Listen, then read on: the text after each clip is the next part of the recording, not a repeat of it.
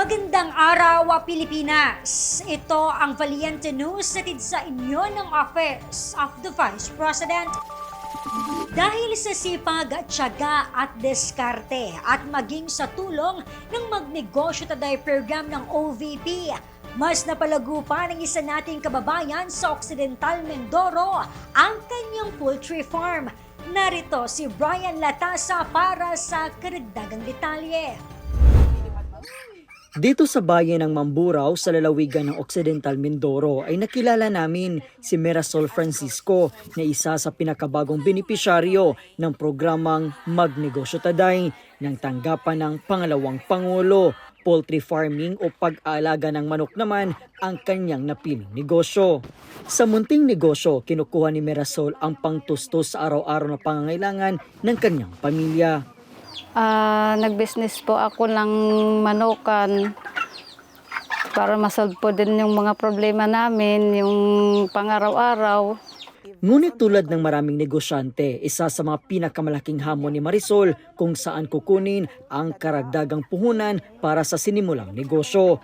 Idinulog niya ito sa OVP at nagsumiti rin siya ng aplikasyon sa programang Magnegosyo Taday.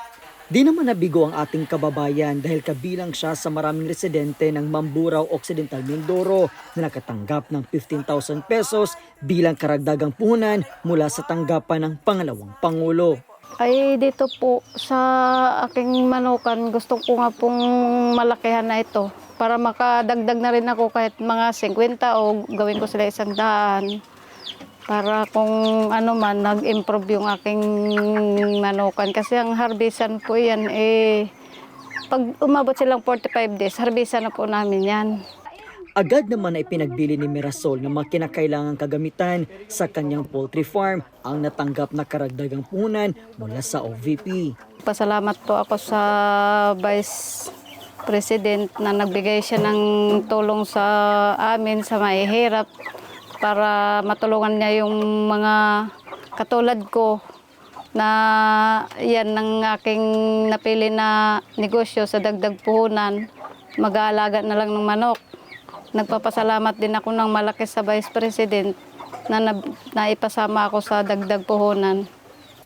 Mula po dito sa Mamburao Occidental Mindoro, ako po si Brian Latasa. Ang lahat para sa Diyos, bayan at pamilyang Pilipino. Valiente News. Abangan ang iba pang mga balita dito lamang sa Valiente News. Ako si Claudette Loreto para sa makabuluhan, naninindigan at matapang na mga ulat at impormasyon. Maraming salamat.